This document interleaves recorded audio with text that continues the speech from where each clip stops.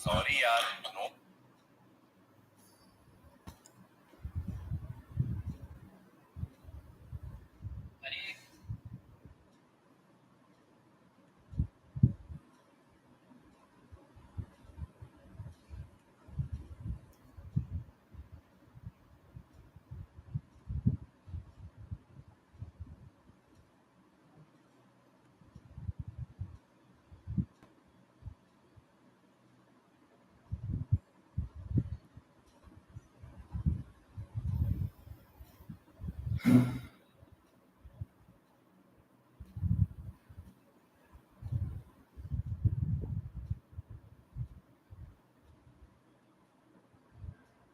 Hi friends. So just 1 minute. I am sharing the links in the group so that others will join.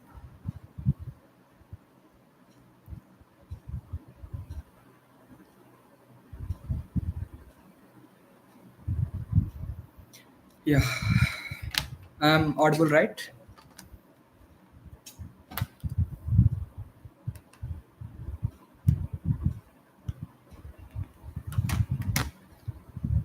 So first of all, let me share my screen.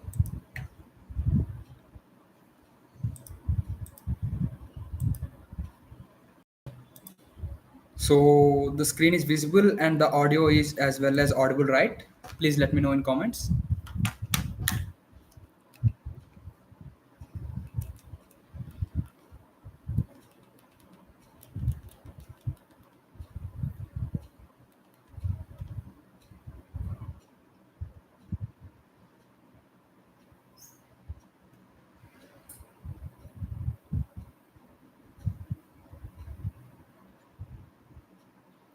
Today, as tomorrow we have the exam, so I don't want to tell all the depth things that are there in the PPTs, but I want to tell you that such that. Yeah, thank you, Anisha, for the confirmation. So today, as tomorrow we have the exam, like lot of members have been asking, I'm not aware of basics in Java, but I want to write the exam and I want to score good. So what is blur? Is the screen is blur? I'm not sure. Blur is the screen is blur.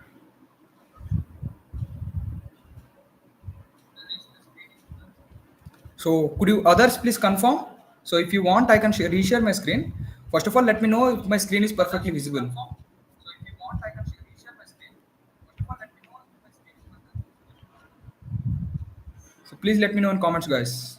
Other than Anisha, like you are able to see the topic names, right? Uses of Java, naming conventions, structure and data types, loops.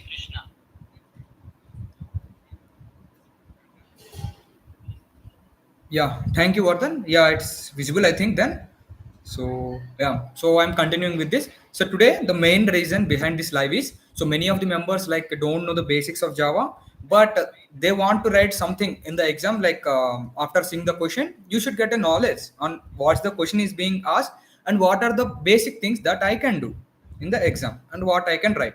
So, for this, I'm creating the live on this. So, I have read the every PPT till now. So from that PPT, I have got some important points that everyone should know, and which is the very basic things to write the coding in the exam. So I am not going to explain the every like what is the use of every keyword or everything, but I will explain in such a way that you can write the code. So with this, for that particular question, what the code we can write. So after you reading the question, right? After once you read the question, so what are the things that should come into your mind so that you can write the coding? Okay. Yeah. Thanks, Swati, for confirmation. Yeah. So let us go to the question. Let us go to the explanation of every concept up to lecture 10. The meeting. So meanwhile, if you have downloaded your PPTs, then you can open it parallelly as well. So I have also opened in my laptop. So such that I don't want to miss any small important topics as well. So whatever the important topics are there, so that I want to explain everything and as well as the coding part in a coding way. So I don't want to explain the everything like the concepts that are there and the definitions everything I won't explain in coding purpose. If the question is being asked how to write the particular coding for loop, how to declare and how to start for how to create an object, all those things I'm going to explain here. Okay. So let us don't waste the time. So I'm going to the concepts first. So first of all, in the PPT1, if you open that, so in that you will find the uses. So what is the uses of Java? Like it is a simple programming language. It is a object oriented programming language, and it is a platform independent. And we will use some keywords. So for knowing purpose, I'm telling all this according to the lecture one. Okay, for knowing purpose, so we will having some keywords like the tokens in Java. There are something like tokens in Java.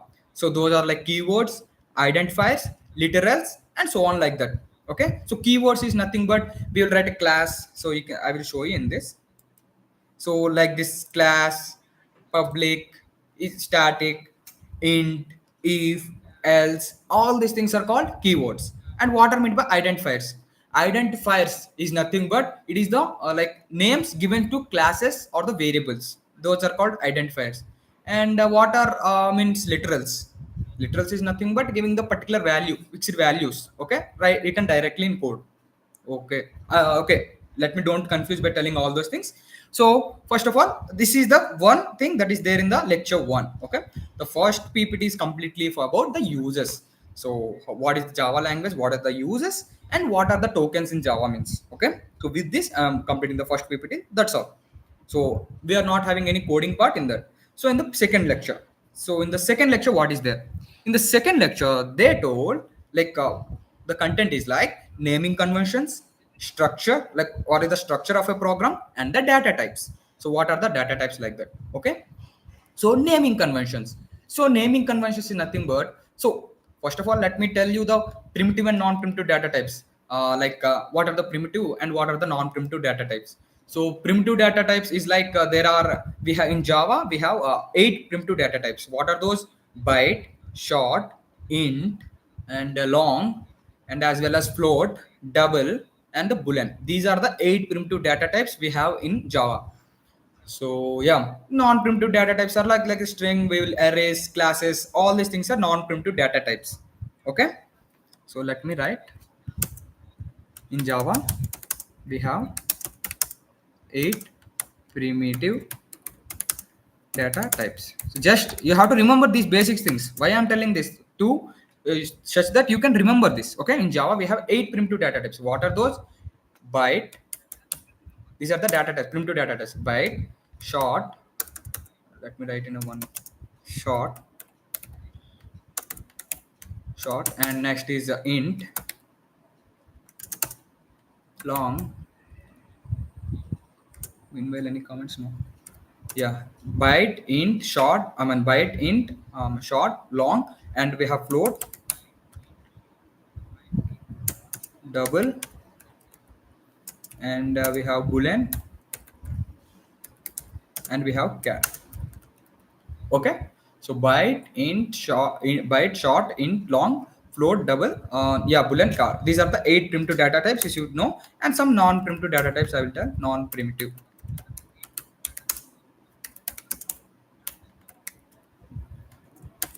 So what are the non-primitive data types? Non-primitive data types are like string, and we will create the arrays, right? Those are also non-primitive data types.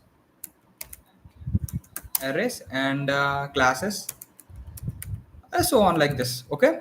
So what is the difference? These are the basic, the primitive data type. The primitive data types are the basic ones, which are built-in data types. Okay, these are built-in data types. The above one is there, right? These are the built-in data types, and they store the simple values directly in the primitive data types. These are the built-in data types, and they store the basic things. And these are not and the non-primitive. And if we talk about non-primitive data types, right? These are non-built-in. Okay, not predefined by Java. Non-primitive is nothing but non-predefined, not predefined in Java. So and they store the references. What they store? They store the references. Okay. So yeah, this is all the concept things. Let me tell in by taking an example with uh, what was in coding. Okay. So coding. So in coding, how can we use that primitive and non-primitive? So how to declare that? So that is the topic there in the second class. Okay. Naming conventions. First we have to know the naming conventions. Okay, if we are using string, how can we use that string? What is the basic thing we need to know? And if we are using something like int, how can we use that? With these things, mainly see in any program, maximum we will use int or float, not float or double or boolean or string. Okay, yeah, classes will be using, arrays will be using, but mainly int and string mainly. Okay. Okay. So how can we write naming convention is nothing but how can we use that string and int? For string, always write capital S, string, string, string. Okay. String is nothing but it's a data type, and we have to store the string in a variable name. Okay, we have to store the string in a variable name. I can give any variable name, like I will give name is equal to, after that equal to, we have to give in whatever the value we want to store, we should have to write in the double quotes. Okay, whatever the value we have to write, or like for storing the data, right, we should be writing in the double quotes, and after that completing it with semicolon. Okay, yeah. So what are the data name? I will write my name Gopinath. Okay, so here we have declared a string, it's a data type, and we are storing the value. The Gopinath is the value. We are storing that the value in the variable name, which is the data type of the variable name is string. You got it? Don't be confused. I just told how can we store the values, or how can we the naming conventions, how to use the string, how to use the int. So yeah, for storing the value, if it's like this alphabets we are storing, like the sentences, we will be using the string. How to declare a string? Write the data type string, and after that give space and write the variable name, and after that equal to, in write double quotes, write the value that you want to write. Okay, done. Next, I will be doing the int. Int. What is the use of int? It will store the numbers. Int, I will write is equal to 21. So if you can see here, int same like string, I have written int. 3 letters for the int are small letters. Okay, Java is a case sensitive, guys. You should remember, for string write the capital letter. Gautam, I need the screen is totally blurry. 1 minute.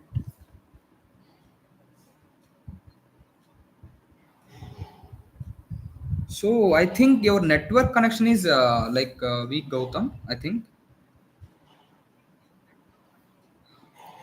Hi Chandu, explanation for question one in the model paper provided by Taxil. So let us complete the basic things first. Like everyone is not sure about the coding, how to write. Like so, once we have completed, once we will complete all these topics, right? The basic things, then we will directly jump into the that one as well. Okay. Yeah, for Gautam, I think you should have to check your internet connection. See, I am also your like opened in my mobile as well. So yeah, it is fine. So please check. Okay. So here I'm just, if you see how to use string, int, all these things, these are the basic things you need to know. How to declare a string, the data type, and the int, the data type. So how we are using string, variable name is equal to, in double quotes we are writing the value. And similarly the data type int and the variable name is that is equal to the data 21. Here see, for string I'm using double quotes, for int I'm not using double quotes. Like this, for every like int, short, byte, everything is there, like we can use like that. Okay, so the size, there will be size for in bits. Okay, in bits there will be size for everything. So let me write. So for short, for byte it will be 8 bits. Okay, we can store the value up to 8 bits, and for short we'll be using for 16, and for 32 bits for int, and 64 bits for long, like that. Okay, and float 32 bits, all these things will be there. For now you don't require to learn the size as well. Okay, now how to declare, same for byte, you can write byte. So similarly, as you have written for int, similarly you can write for byte, b is equal to 10. Got it? Yeah. So for byte, for short, you can write in the same way, and for int, same way, long, same way. Okay. That means for storing the values. Okay. For float or for double. Okay. Let me write for double first. Double is equal to, it is storing for decimal values. For float and double, right? For storing decimal values, we will be using the data types double and float. Double D is equal to 19.9. Okay. So for storing the decimal values, we will be using the float data type or double data type. Okay. Clear? Okay. Then next, what we will discuss. So you with this you can clear how to use the data types and where.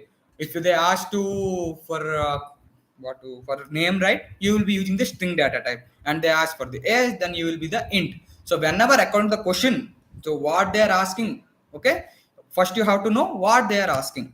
And for char, let me write for char and boolean as well. Char is nothing but, see, whenever you're declaring a char, see, only a character you want to, that should be in the single quotes. That should be in the single quotes. Okay, got it? Whenever char, it will be in single quotes. Whenever the string, it is in double quotes. And for boolean, they will be having two values, either true or false. Yeah, Anusha, yeah, for double, it's not required to write D. Even if you write, it will work. Okay, so no need to write D. If you write D as well, I think no problem.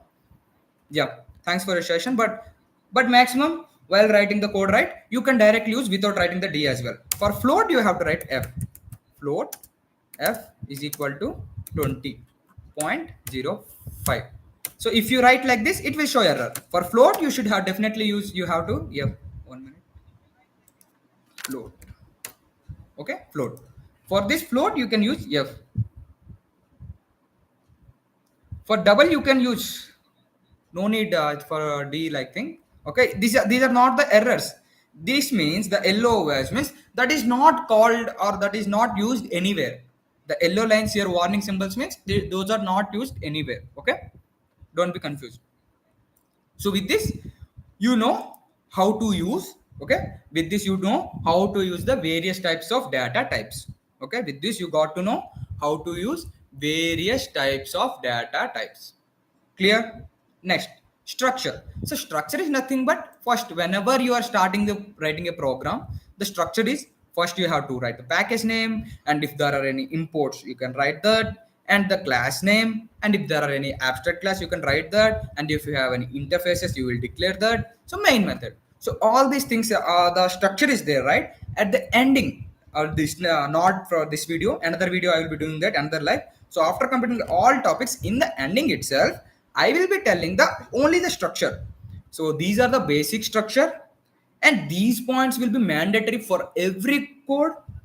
Okay, even if you write that, definitely minimum you will get 1 mark minimum.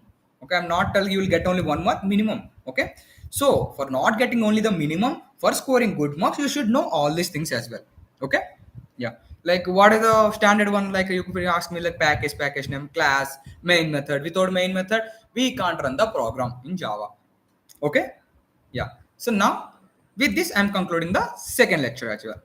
Okay, clear for everyone?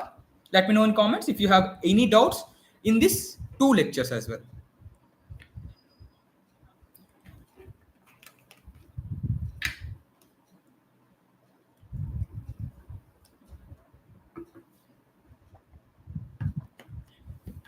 Clear? Yeah, thank you. So next we will be discussing about loops. In loops, we will be discussing the 4 types of loops. Okay, in this we will be discussing 4 types of loops. So why to use loops first? What is the use? You should know, right? Yeah. If you are like, there is something in an array, you have 25, like you have the marks of 25 students. Okay, you have the marks of 25 students. You want to compare every value. Okay, you want to compare every value. Then you will check whether the student 1 marks, student 2 marks, student 3 marks, every marks you don't have to check. With this for loop, in a single line code, in a single line of code, you can check for all for 25. You can check all for 100 if there. So what is the main use of loops here? So the main use of loops are like, we don't want to write like the number of lines of code in a single line. We can use all that to reduce the lines of code. Okay, that is the use of loops. So what are the types of loops? Okay, there will be for loop. Okay, and there will be while loop, and there will be do while loop, and also there will be for each loop. Okay, so these are the four types we are going to discuss now. Okay, what are those? For loop, while loop, do while loop, and for each loop. Okay, so when will we use for loop?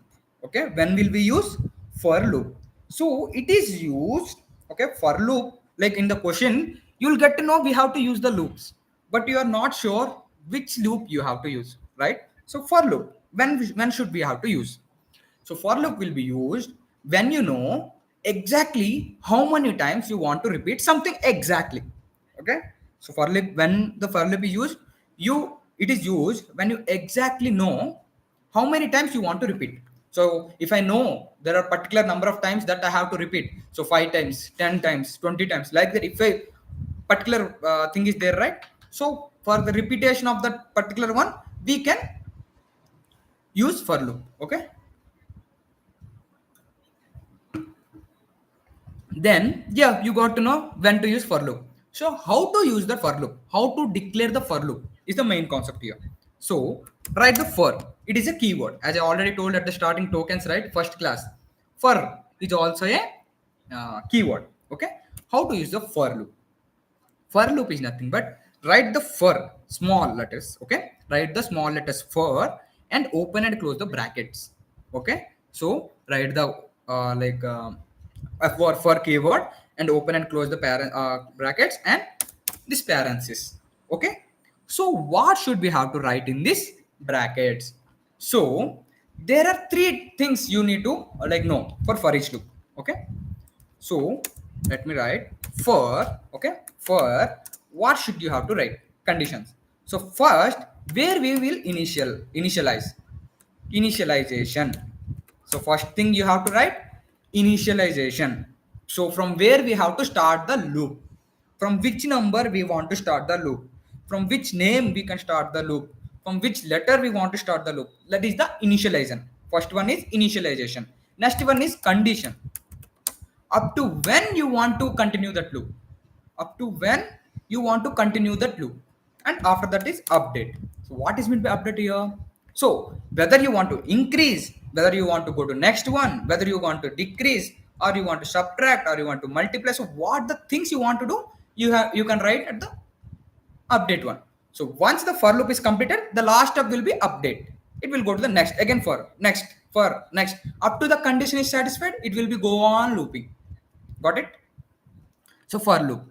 So how to declare for loop? So take anything data type. Int I will be taking. I want to just print numbers. Int is a data type and the variable name is I is equal to 1. So I am starting the loop from the value 1.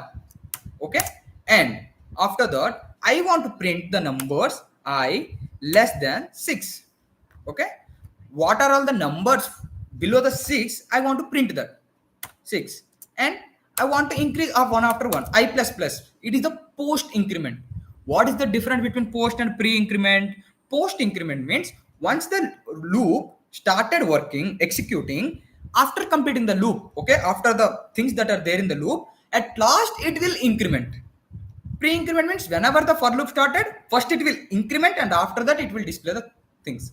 Okay, so let me show you that as well. So I want to print the numbers. So for this, system dot out dot println. So this is the main thing you have to learn, like system dot out dot println. So whenever you want to, what are the things you want to print in the console, right? You will be using system dot out dot println.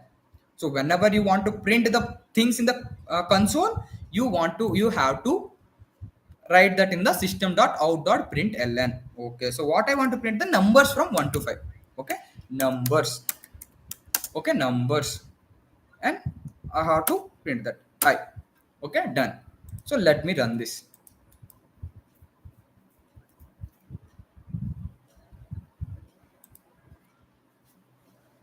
Why these basic things? Again, I am explaining. The main reason is these basic things you will be writing in every question. That's the reason I am explaining. See, you can see number 1, number 2, number 3, number 4, and number 5. So done. So are you clear with for loop? If you are clear with for loop, I will go to the while loop now. Let me know in comments if you are clear with the for loop. So when to use for loop? When there is, when you know exactly how many times you want to repeat the something, the code for the particular number. If you are knowing that particular number, right, then you can use for loop. Okay, yeah, clear. Thank you for Anusha for your confirmation. So I hope others also have cleared the doubt. So if you have any doubts, you can comment me in the comment section. See, okay.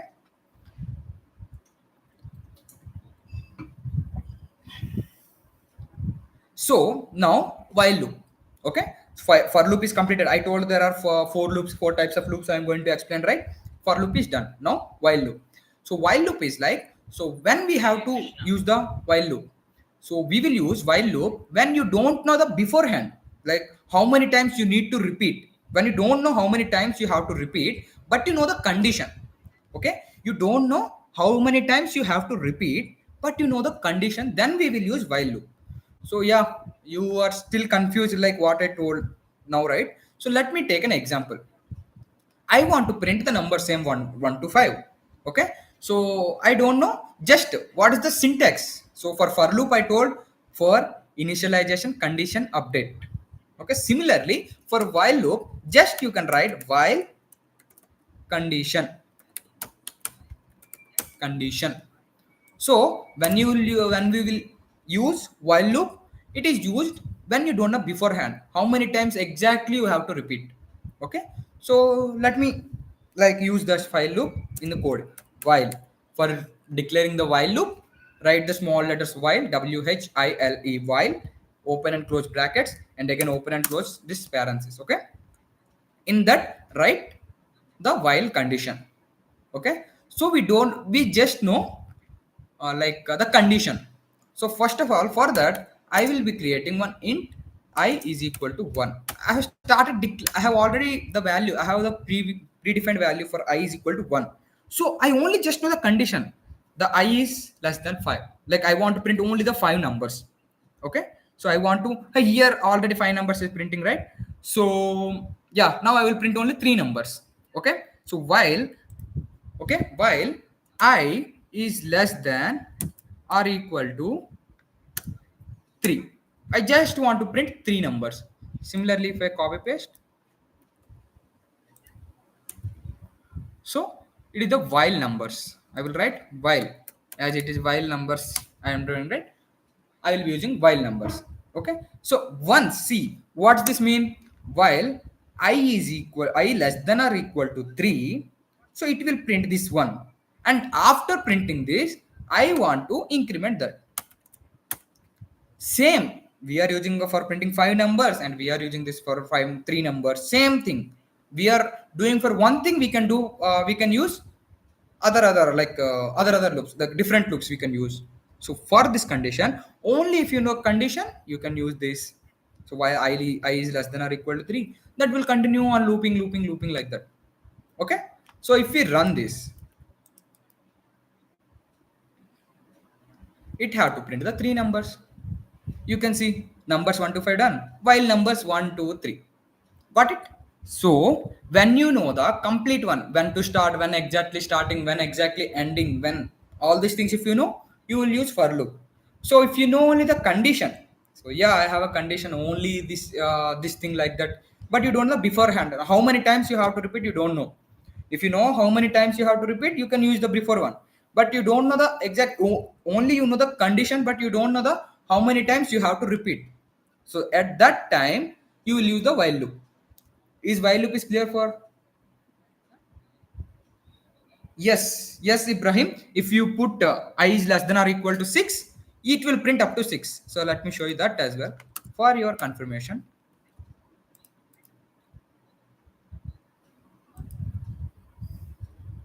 Okay, done. I think I have explained your doubt as well. So if it is clear, then I will go to the do while loop. Any doubts, guys?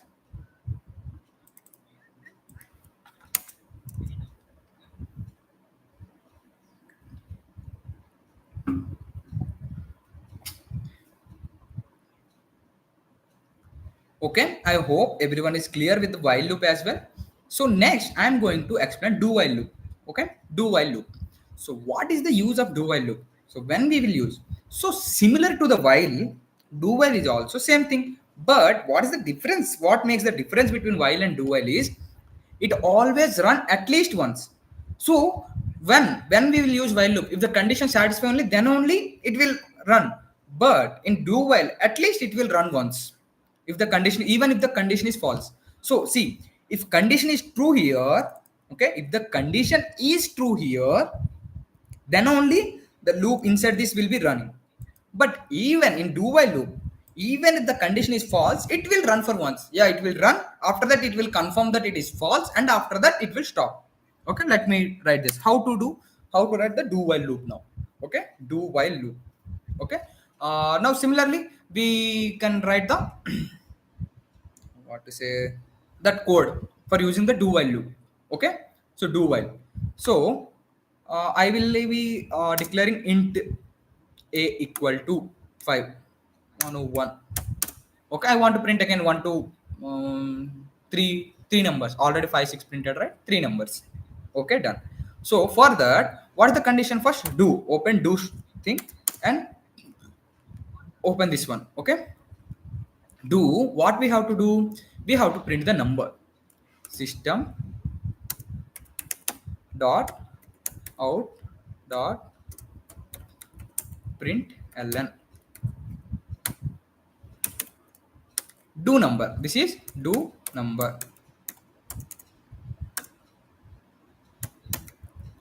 Do number, do number plus I. Okay, first it will print, a equal to 1. So after that it will check for the condition, and after that, see, whenever it's doing printing that point, I will be executing another plus 1, like I will be incrementing that. Okay, I will be incrementing that in the do loop itself. And similarly while, in while I will write the condition I is less than. Similarly, see, similarly I have used this y is less than or equal to 6, right? I will be using here as well. See the difference. Y I is less than or equal to 6. Just you can write the condition, you can stop that. Got it? How to write the do while loop, how to use do while loop? Just declare one thing, one number. So after that, write the do and open that. Whatever you want to run, write the steps here. And after that, write while, and here write the condition. Write while and condition here. So if I run this, you can see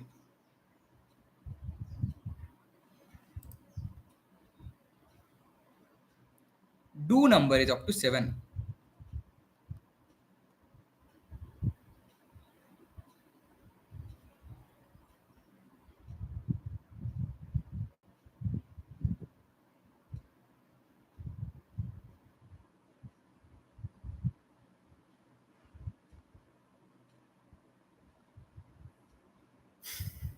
Yeah,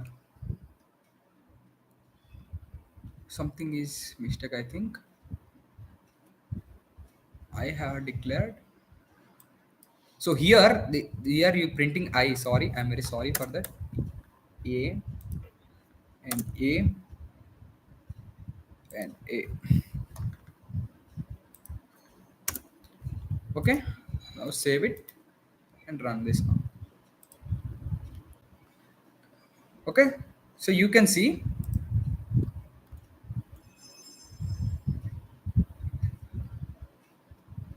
this printing. Okay, so what the thing that I have told for difference between while and do while.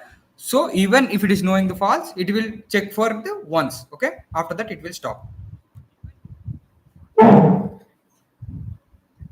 Next is for each loop, and we can say that for each loop as enhanced for loop as well. See, main thing I want to tell here is maximum, in maximum questions you will be using for each loop maximum.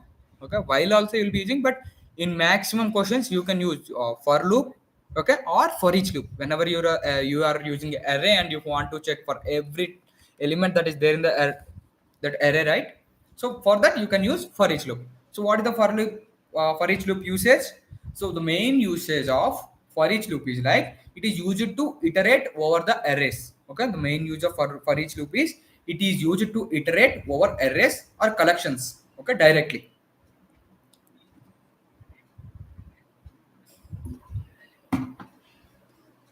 Now let me write how to use that for each loop. Okay, so I'll be commenting on this.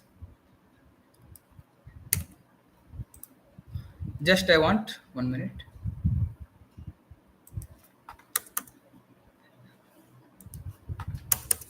Now for each loop. So for each loop, okay, for each loop, they should have an array. Okay, int I am having the numbers array. Int num is equal to, so I have to store the different values. Okay, 20, 30, 40, 50, like that. Okay, 10, 20, 30, 40, 50. I'm having an array. Okay, this is the how to declare an array. This is the thing I will be explaining later once, but before that I'm telling, for using the for each loop we have to an array. Okay, I want to check every element. Okay, for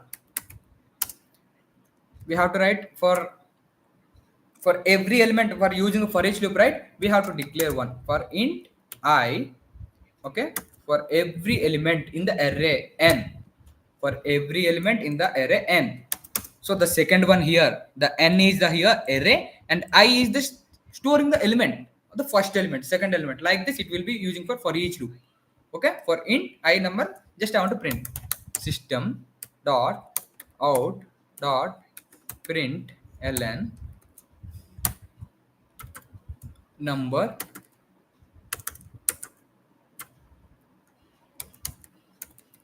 number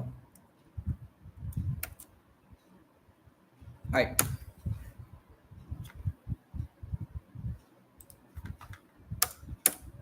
Okay, done.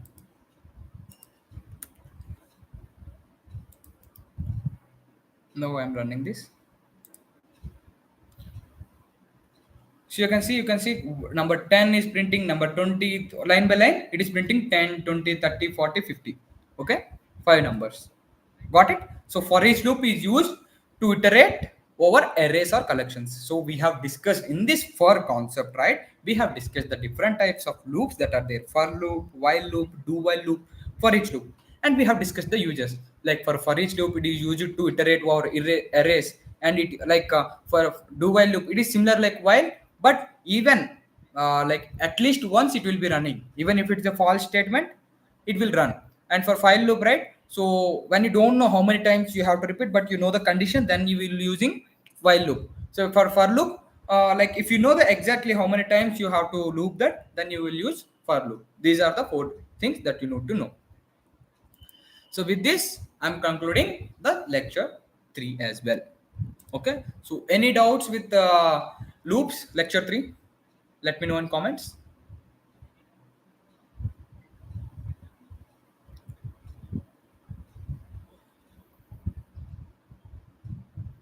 If you don't have any doubts, then we will go to the next concept, that is overloading. So overriding I will be explaining in this one. Okay, inheritance, yeah, this one. So I will remove this. In this PPT we don't not having overloading, constructors and static. What is the uses of those things, we are going to learn now. Okay, uh, please make it fast. Everything is clear. Anusha, Ibrahim, others, Sai, Chandu Sai, and the unknown user. Yeah. So method overloading. Now we are going to discuss method overloading. So first of all, what is thing overloading means? Yeah, yeah, Swati, sure, definitely. See, for each loop, the main use of for each loop, it is used to iterate over arrays. Okay, it is used to iterate over arrays. So what it means in simple terms, if you want to say, there is an array, okay, of which containing the elements 10, 20, 30, 40, and 50. There may be in the array you can have the names, or you can have the some other things like that. So while with using the for each loop, as you have five elements here, if you have 20 elements, 30 elements, if you want to print one by one everything, you can print. Or if you want, you want to check whether every element is less than this or less than that or not, you can print that one as well. So in the example already, in the if you have seen the live sessions before, 2 live sessions, we will be using the for each loop. So I'm telling that maximum you will use either for loop or for each loop or while. Okay, maximum for each loop. Okay, and the questions will be asked whenever you use your array. When you are using an array and if you want to compare the every element, right, you will be using for each loop.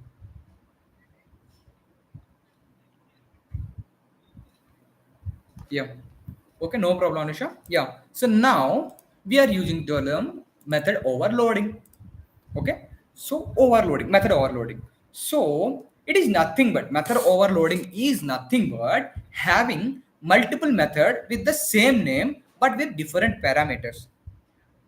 Okay, having same name, same method name, but with different parameters. So what is the purpose of this? The main purpose, okay, the main purpose of method overloading is like to increase the readability.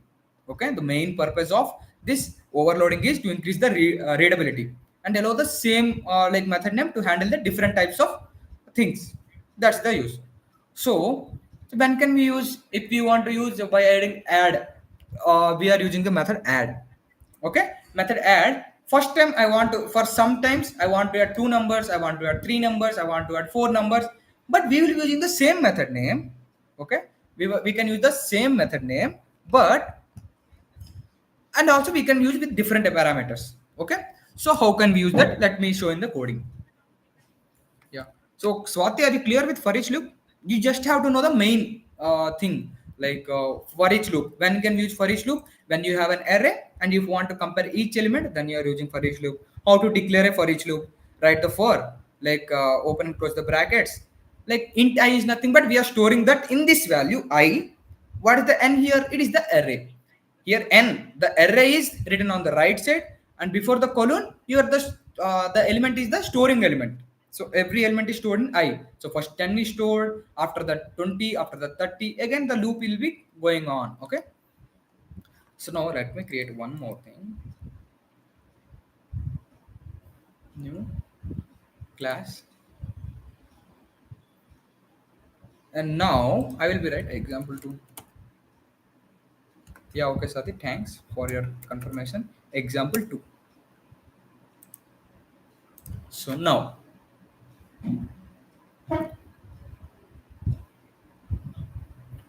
in example to what you are going method overloading. So method overloading is nothing but using the same method name but for multiple, I mean with the different parameters. Okay, same method name with different parameters. So I have a class here, static void main. So I have two methods. I will be having two methods. Okay, so let me write int add. Okay,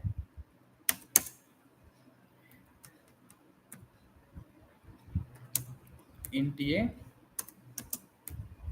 comma int b.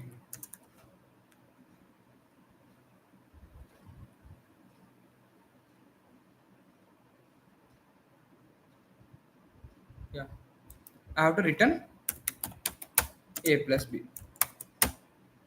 Okay, so I have written one method int add int a comma int b. Written a plus b is one method. Okay, and again I am having same method int add. Now I will be adding three numbers int a comma int b comma int c. Now return a plus b plus c. Okay, so here if you see the method name is same, add and add is same, but you have the different parameters. Here two parameters you are having, here three parameters you are having. So I have to use this. So for using this, just create an object first. Example 2 is equal to example 2. Okay, so this is the creation of an object.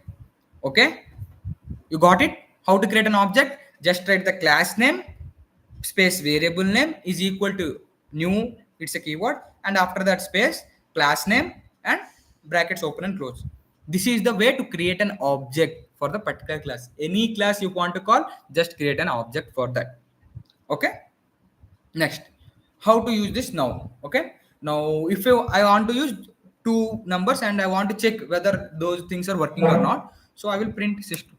So whenever you want to check, just write print system dot out dot print ln and system dot out dot print ln. So three numbers.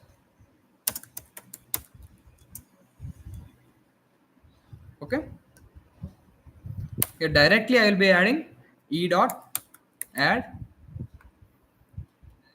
three numbers. I will be using 1, 2 and 3. I will be adding three numbers here and here two numbers.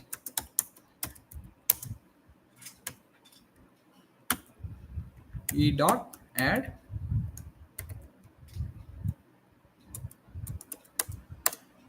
1 comma 2. Okay, done. So if you can see, I have created two methods with the same name but with different parameters. This is called method overloading. Just run this. You can see 3 and you can see 5. For two numbers it is 3, for three numbers it is 5. So you can see with the same method name, I run the same program with different parameters. So is everyone clear with the what to say, with this one, method overloading? Yeah, method overloading. So this is an example for method overloading. So whenever in the question you will get any keyword about method overloading, now don't get confused. Method overloading is nothing but using the same method but with different parameters. Okay. So if you are clear, I will be going to the constructors. Okay. Next, constructors. So if everyone is clear, then I will go with the constructors.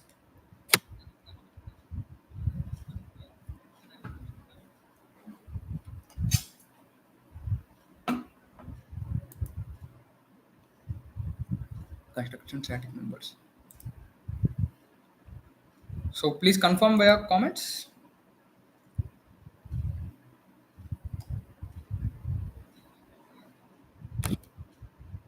Okay, then I hope you have understood the method overloading concept. And next, once method overloading concept is done, so next, what is the concept? Constructor.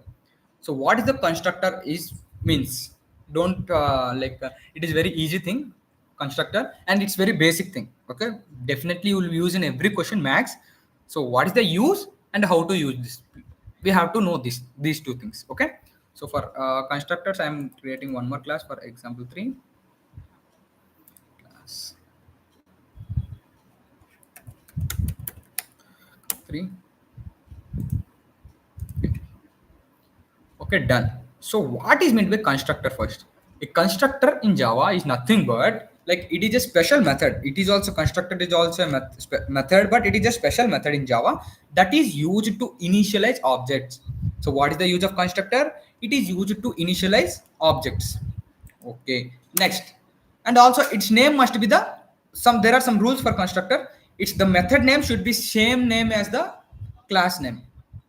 Okay, it should have the same name as the class name, and it doesn't have any return type. The constructor doesn't have any return type, and the method name should be same as the class name. The main use of the constructor is to initialize the objects. Okay, and it is automatically called when we create an objects as well. Okay, so what are the different types of constructors? So first of all, let me tell about default constructor. So what is meant by default constructor? So for that, let me initialize two data types: the string name and int age. Okay, these are the two things that I have created: the data types and the variable name. And here I will write student. Student is nothing but student. I am telling here name and age we are taking for example 3. Example 3, just open and close bracket, just like this. It is nothing but it will be a method. See, same class name I'm using. Okay, and it is used as a method that is called a constructor. So I'm providing the names here. Name is equal to Gopi Nath, and for age is equal to 21. So I can give here directly, but I'm giving in this one. So that's I mean the main thing I want to show you. Okay, and here we have to create an object here. Example, how to create an object: write the class name is equal to variable name is equal to new class name.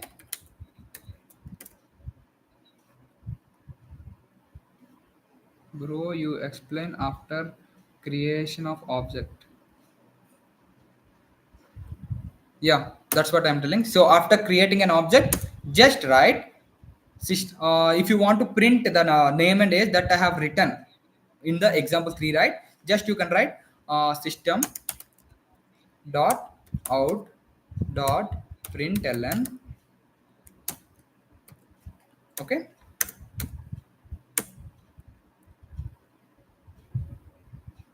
this is the one Gautam that I am telling how to create an object. After creating the object, how to use that.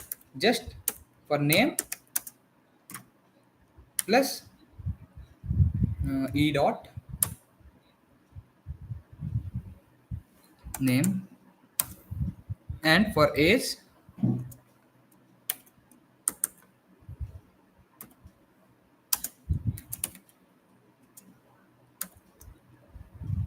I will get e dot age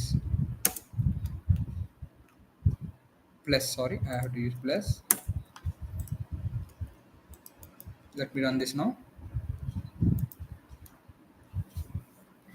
You can see name and age. Okay, just I have written in the constructor and I have got this. So then this is the one type, that is default constructor. We are not passing any parameters. Then what is meant by parameter is constructor? Just passing the values. Okay, so similarly for this, let me write um,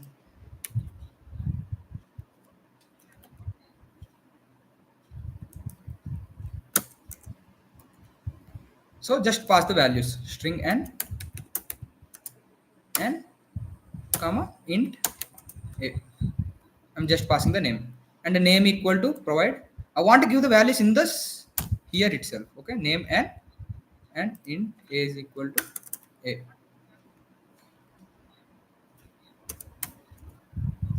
Okay, done. So here I want to print the name which I want to give. Okay, here I want to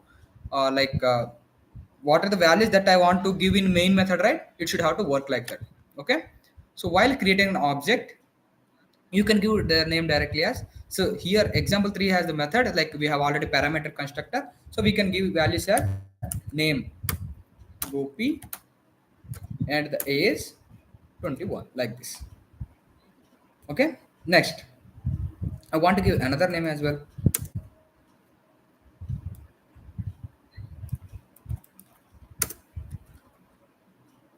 I will give the name as Gautam, and here age will be, let me write 22. Just want to show different types of this. Okay, so I want to print those two names. Okay, so as I am giving different one, right? E and E2.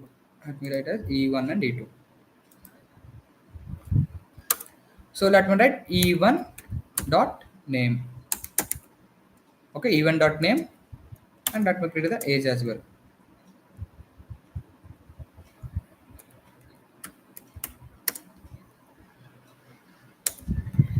Similarly for E2 as well, I want to print these two. E2 dot name, E2 dot age. So if you can see, I am printing this one, these two things.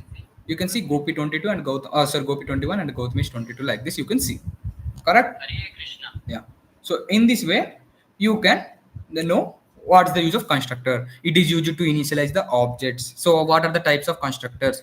Default constructor and parameterized constructor. So default constructor, there will be no parameters. In parameter constructor, there will be parameters. So for default constructor, we can provide the value in this place only in constructor, and for parameterized, we can provide the value in the main method. Okay, done. So if you are clear with constructors, then I will go to the static. So what is the use of static, keyword static, and how can we use this? What are the things that we will be discussing? So let me know in comments if you are clear with the constructor. As we are running out of time, I will clear it. I will explain a bit faster.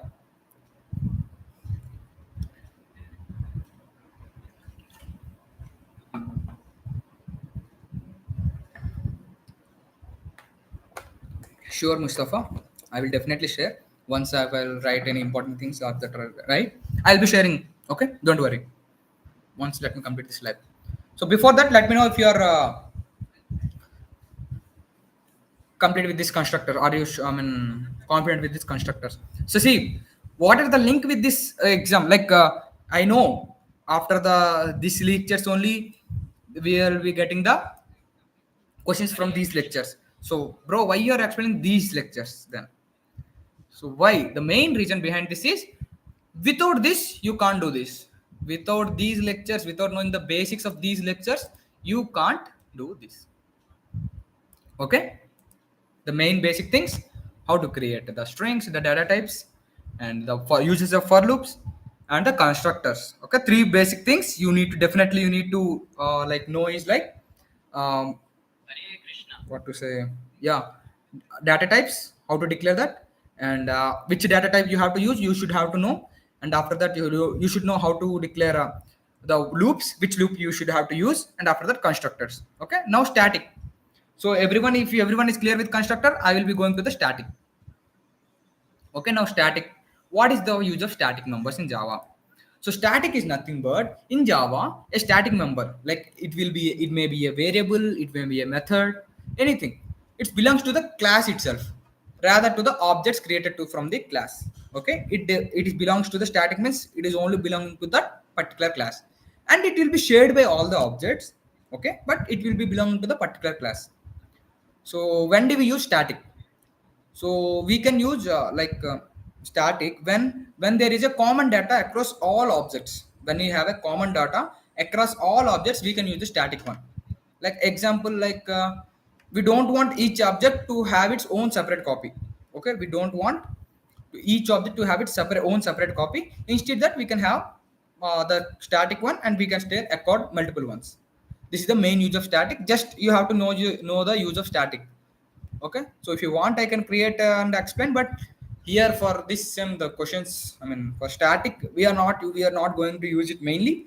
So even if you want, you can check it for like searching it. So as it is not having the key role, I'm skipping that. Okay, yeah, now arrays. So fifth lecture is about diagram use cases that we are not getting anyway in the exam, so I'm skipping that diagram, use case diagrams. All this we have already written in the assignments. I'm sure if you would remember, we have taken a lot of time for that. Yeah, for use case diagrams, yeah, we can skip that as we are not having anything. So arrays. Now we are going to the arrays. So already I think I have explained the arrays, right? In for each loop, while in for each loop only I have explained how to create arrays, but still it's like a quick reason. Still we'll go to arrays. So what is an array? So array is nothing but collection of multiple elements with the same type of data, same data type. Okay, collection of elements with the same data type. It is nothing but an array. How to declare an like the array, that I will tell now, and what is the advantages. Let me first declare how to declare array. Let me tell you that. Yeah,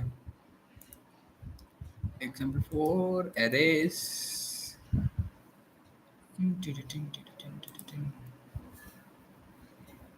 So just listen, just wait for 5 minutes, guys. If the once I complete arrays and packages, right, all the basics will be completed. Okay, with this I'm going to stop, and I'm going in another video. I will be going to the important the another important one, like the second sem. I mean the second part of the semester. Okay, array. Sorry, example four. Example four.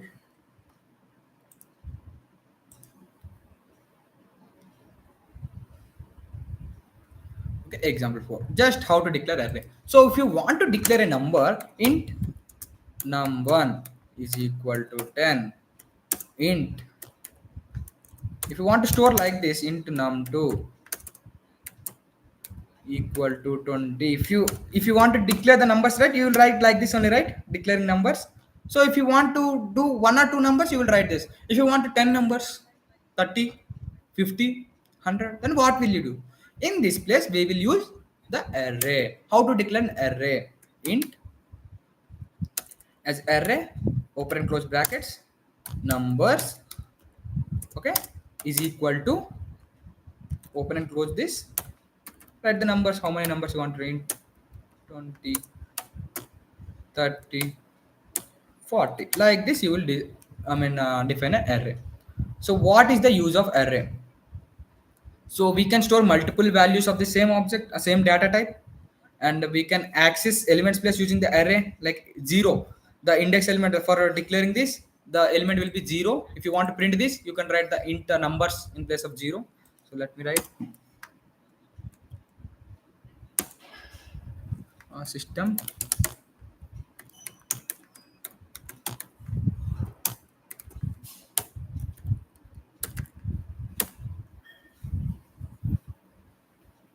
So I want to print the number 1. 1 will be numbers 0. Okay. So if you want the first element, you want to print the first element, you can print like this by using the indexing that. Okay. So you can see the number 10. Okay, like this. Number 1, 110 is nothing but number 1 here is 10. It is showing this 1 and including this. Okay, don't worry.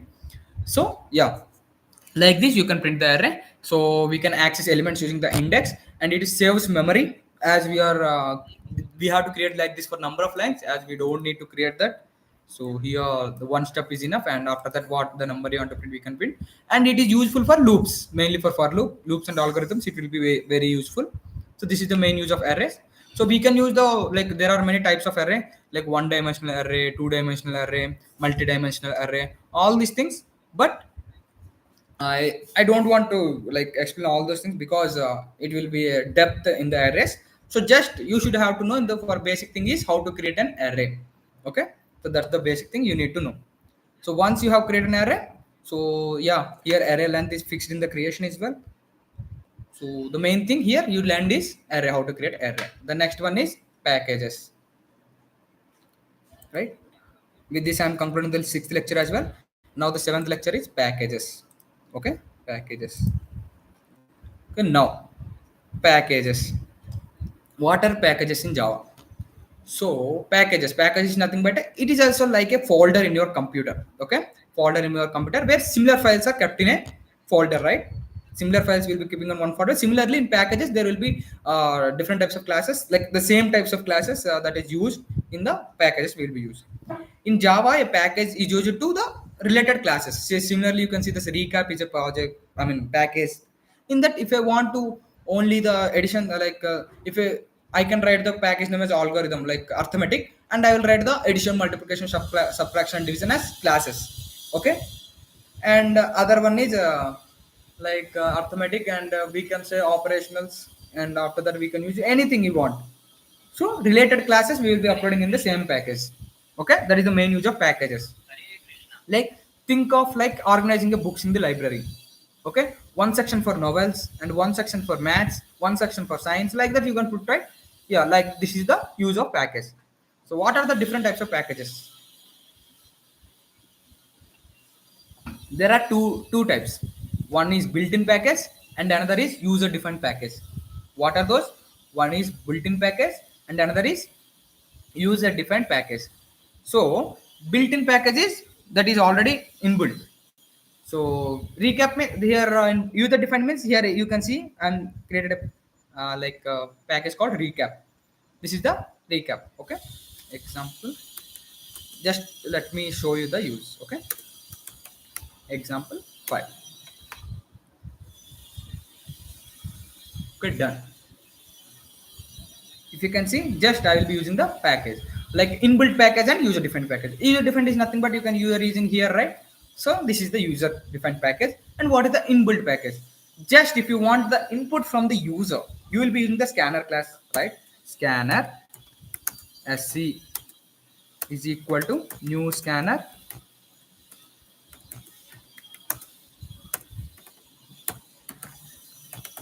system dot in. So so for this we have to import. Okay, scanner is a class in the inbuilt package util. Okay, scanner is a class in the inbuilt package util. You can see this, right? So this is the inbuilt packages. We have to import those packages if we are using that. So what is the use of scanner class? Then it will like help us to take the input from the user. Okay. Okay, now let me take and show system dot out dot print ln.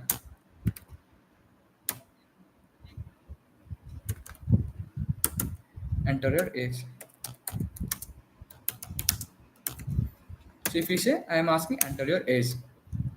Okay, enter your age, and I will store in that int n is equal to sc dot next int. Okay, so once it will displaying enter your age, after that it will wait for the user to enter something, and it will be storing in the n variable n. Okay, so again you have to print that age is correct or not. System dot out dot, you will check whether the what we have entered is printing or not. Print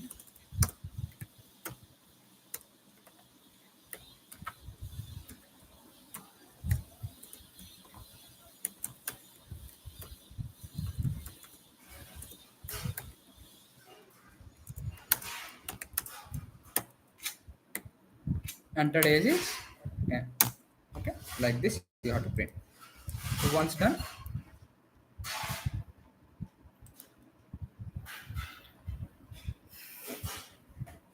age I will write 21, and next enter. See, entered age is 21. You can see.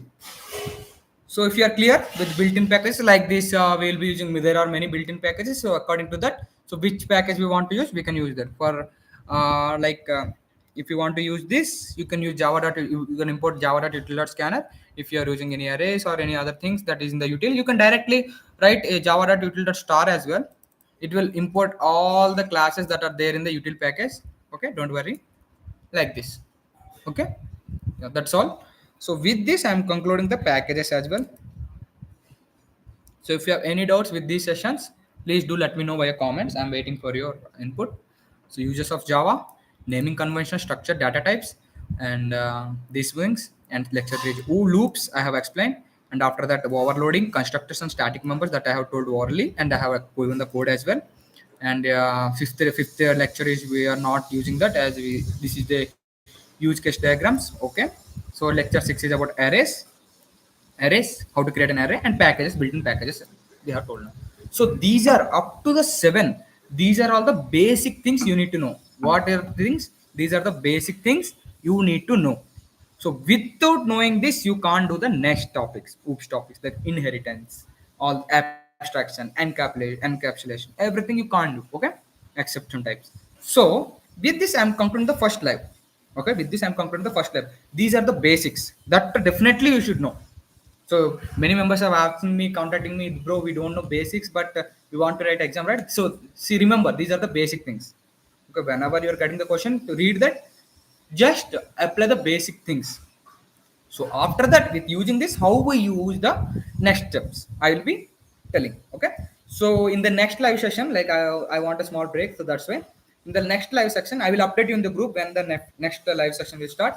In the next live session, I will be coming with some questions that are there in the model paper. So how I am using that, the questions, how I am solving that question, one or two only I will be explaining from the model paper.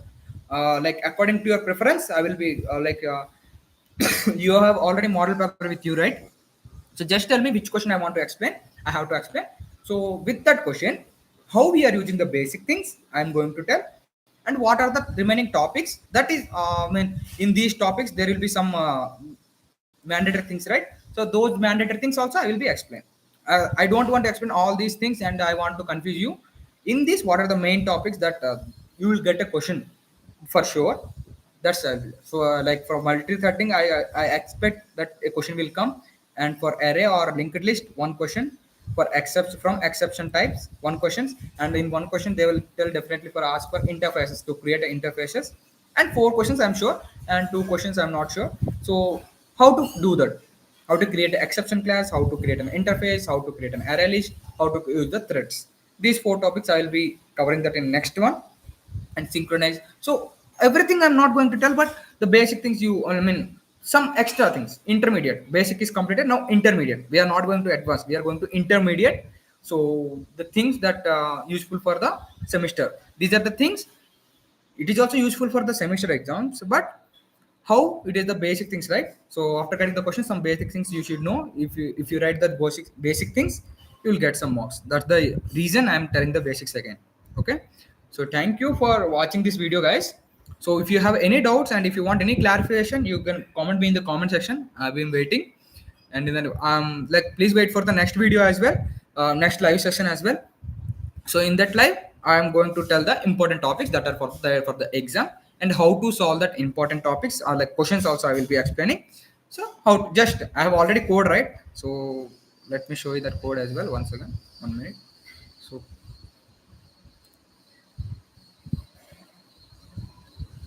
meanwhile, let me know if you have any doubts, guys.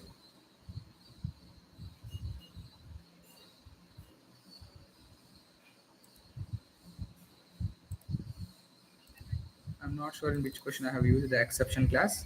Definitely you'll get an exception class a question. Like this is the previous model paper that I have already solved. You see, you can see the synchronized in the threads. You can see, and one question from. See, these are the basic things. You can, if you can see, right? Only for loop, if else, all these things will be basic. If you know the basics, you can do this. And see, you can see this exception. How to this exception. So some things only you need to know. You need to know only some things. How can we use? That's all. It will be enough. So these things I will be going live in next video. I will just tell how to use this. Okay. Meanwhile, if you have, this is the linked list I told that collections. This is the collection. Same like it will be like an array, but this is the linked list. So what is the use also I will be explaining, and yeah, and implementing, how to implementing that. Yeah, see, this is the basic thing. Do you find any difficulty in this? Just you need to know what to write, how to write. That's all. There is no more than that. Okay. So with this, I'm completing the first video of basics of all these lectures up to 7. So in the next video, I'll be coming up with exceptions and collections, and what are there? Let me see. Collections, exceptions, and threads, and synchronization if needed. Okay. And the other way also there, but I don't want to tell everything, and which makes a burden for you. I will explain these things. So yeah, I'll be explaining the previous years once again, just to give how we are using that. So that's all. So if you have anything like to ask me, please comment me in the comment section. I will provide the answer now. If you have any doubts on further live sessions, or for tomorrow's exam, I'm confused on this, what to do, you can ask me directly here in the comment section. I'll be waiting for you.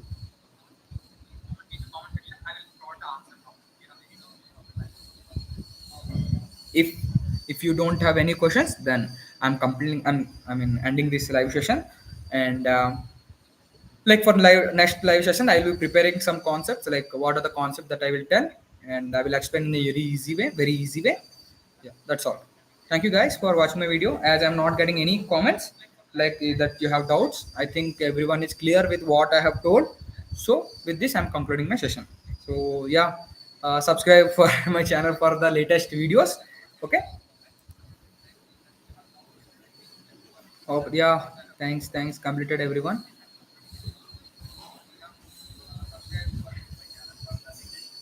Can you share the Word doc file for this? Yeah, I'll be sharing the sister. No problem. Yeah, Jayanti, I will be sharing the Word doc file with everyone. Don't worry. Meanwhile, if you have any other doubts, you can contact me. Yeah, thanks, Swati. And please don't forget, and please take some time and learn some basics from this video. I will be uploading this in the YouTube. Please check that. So once you done the checking, right? Okay, after checking, I will be going to start in another video within 30 minutes to 1 hour within. Okay, so once it done, I will be explaining the 4 concepts that I told, right? I will be explaining those concepts. So once it done, so you are ready for the OOPS exam. Okay, once you got like understood this basics plus the concept that I'm going to explain in the next live session, then you are completely ready with the exam for OOPS. Okay, and in the OOPS exam, but if you learn everything that I taught, you will definitely out of 40, 20 to 25 in the medium of range of 20 to 25 will definitely score for sure. Okay, I'm not telling except expectation. I'm telling for sure. Please learn. Okay, and as it is an open book, you can take the codes for your reference as well. But main thing you have to learn. Okay, so thank you for watching and bye. Let us meet in the next live video.